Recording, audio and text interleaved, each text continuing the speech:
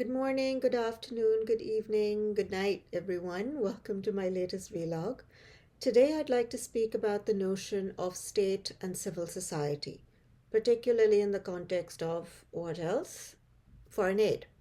So, there's been a lot of discussion about the fact that countries of the global south need to now lead their own way ahead. And I'm one of the biggest and most vocal advocates and supporters of that, for those who know me.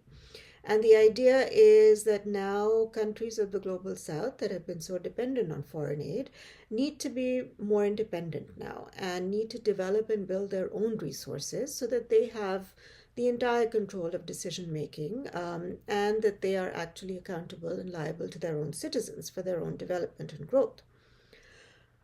But there is a counter argument to that, which is valid in its own way, and that is that a number of countries of the global south um, don't have the perhaps the most preferred governance structures that we would like to see them have. So there's a lot of corruption to begin with. There's a lot of nepotism. There's a lot of apathy. There is a lot of usurpation of resources. And finally, there's a massive, massive amount of elite capture. And these are things that all ring true. You can't deny them, and they do exist. The fact that they exist everywhere around the world is something people seem to forget, and they very conveniently only blame countries of the global south to have these qualities. But really, every country of the world suffers from all these maladies in some shape or form, and to some extent or another. We can agree that countries of the global south suffer from them perhaps much more than a lot of other more developed countries, but there's a reason for that as well. And my argument goes that, I mean, at some point, we also have to take ownership of that. This is not just because we're not just corrupt or greedy or inept or apathetic because of external forces. We are because of our own internal greed and our own internal desire to be in control and be in power. And there's a lot of elite capture within countries of the global south, in my own country as well. There are certain sectors that are much more resourceful and very well off than other sectors, and they don't necessarily meet eye to eye or contribute or give to one another. So that criticism, I think, is very valid. But I don't think that's a reason for us to say that we need to give up entirely on the idea of countries of the global south being independent of aid. I think that's a different discussion altogether. But where I'd like to get to is the fact that we need to make a distinction at this. When we talk about independence of entities within the global south to be able to fight back against external control, particularly when it comes to foreign aid and development. My cat's making a guest appearance in this, or at least her voice is making a guest appearance in this vlog. One day I'll bring her in as well. Um, is that we need to make a distinction between who we're talking about in countries of the global south. So there are two entities here. There's the government, and then there's civil society. And I think a lot of us, when we talk about the idea of independence in foreign aid, I'm not exactly sure who we're referring to. Sometimes I'm not even sure who I'm referring to. We put countries of the global south as a monolith, and say that, everything in that country, all institutions in that country need to be more accountable and more independent. The reality is that working with governments anywhere in the world is a completely different experience from working with civil society. And by civil society, I am including everyone from social movements to NGOs to philanthropies to charitable organizations to what have you, to student movements, to informal movements and groups working for justice and peace, etc., etc. And that's a completely different set of institutions to work with, which involves a lot of individuals as well. Whereas in government, you have individuals, but those individuals are part of a particular set of institutions that just keeps regurgitating and going round and round after every election. Whereas in civil society, you've got entities and organizations that are led by individuals, or you've got individuals who are simply that, individuals, and they lead a movement simply by their name and their ability to bring people together. And these are two very distinct entities that I think we need to work with and talk about separately. So, working with governments is difficult for a lot of us as part of this movement of independence in aid because we just don't have the access. We're not even part of that structure. Civil society is a different ballgame altogether. A lot of us, myself included, are part of civil society.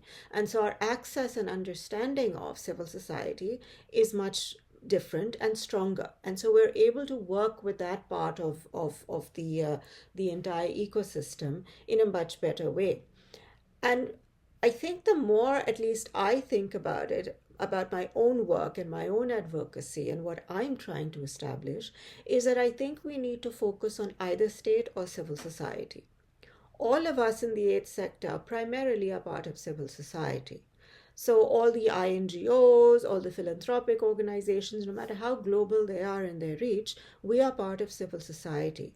So when we talk about being independent or letting go or allowing others to take over the space and direct their own futures, we're talking about the civil society space, which is more pro justice, which is more pro rights, which is more based on reality and people on the ground. Whereas government is a different beast altogether. A lot of governments in the global south are not pro justice, they are not pro rights. And so when donors, for instance, that are connected to governments, talk about the fact that we need to now allow the global south to make the decisions, who exactly are we talking about? Are we talking about the governments of the global south need to make those decisions?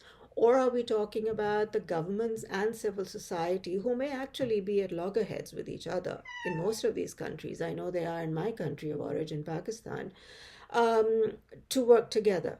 And that's not possible because they literally are on two opposite ends of the spectrum and one works against the other. So governments that are not pro justice are very much against civil society organizations that are pro justice. So you have that tension there. And we've seen a lot of the idea of global shrinking space in civil society because of that reason, because governments are not providing the space to their citizens and the organizations that their citizens develop to operate in that space based on their own values, and those values differ.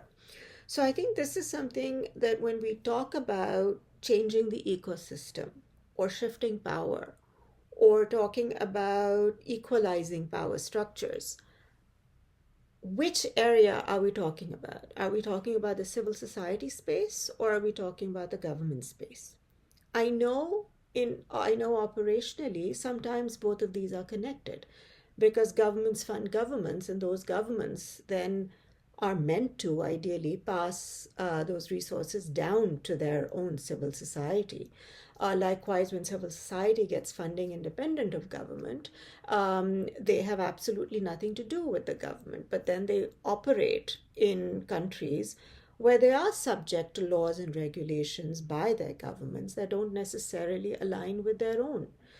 So I think this is something all of us who come together in these spaces to talk about change and talk about how we can influence change need to separate these two areas, state and civil society. In my paper, 2023 paper, where I spoke about these four different areas about envisioning a new ecosystem for global development and humanitarianism, my very first provocation or my very first concept was about bringing these two together. So I was talking about state and civil society entities, SCSEs, instead of talking about separating the two. And the idea was that we need to broaden the space in the institutions we talk about. So we're not only talking about government and NGOs, we're talking about a whole lot of other institutions that come in the middle, that fall in the middle. So we're talking about social movements, we're talking about academia, we're talking about protest movements, we're talking about individuals, etc., etc. Um, and the idea was that all of these institutions are part of the global development and humanitarian ecosystem. Whereas in the current system, we only have a black and white of, NGOs and government. And everybody else sort of just has to find their way around. But the more I think about it, the more we need to dig deeper into this concept. The more we need to understand how and where government structures and systems are affecting international aid and influencing international aid negatively or positively, and where civil society is, and where the two can then meet. I think in the massive global forums that are happening, I don't think we talk about this enough. Because again, even in those spaces, you've got massive panels where government representatives are talking about government, and then you've got NGO representatives on another panel, you have philanthropists in another panel, you have venture capital philanthropists in another panel, billionaire philanthropists in yet another panel, and none of them are coming together. And so the idea of change is also very fragmented. And so I feel this is something that even I need to think much more about in when I'm in furthering my work, is that we are in silos in many ways, but in many ways we are also working together, but we're still not very clear about where each of us stand, and particularly in the global south, where civil society stands and where government stands are miles apart. Unlike in the global north, where, development civil society, for instance, is directly aligned with its own government's principles and values. And so that relationship is very linear. So the money comes from their government, and they follow the values and the lines to the T. There she is again. And okay, here she is. Here's my little one. Hello, everybody. This is Neeli, my little cat from Pakistan. Neeli is blind. I have 4 cats in Pakistan. Well, now 3. She's the only one I brought to Canada just yet. I will bring the other 2 eventually.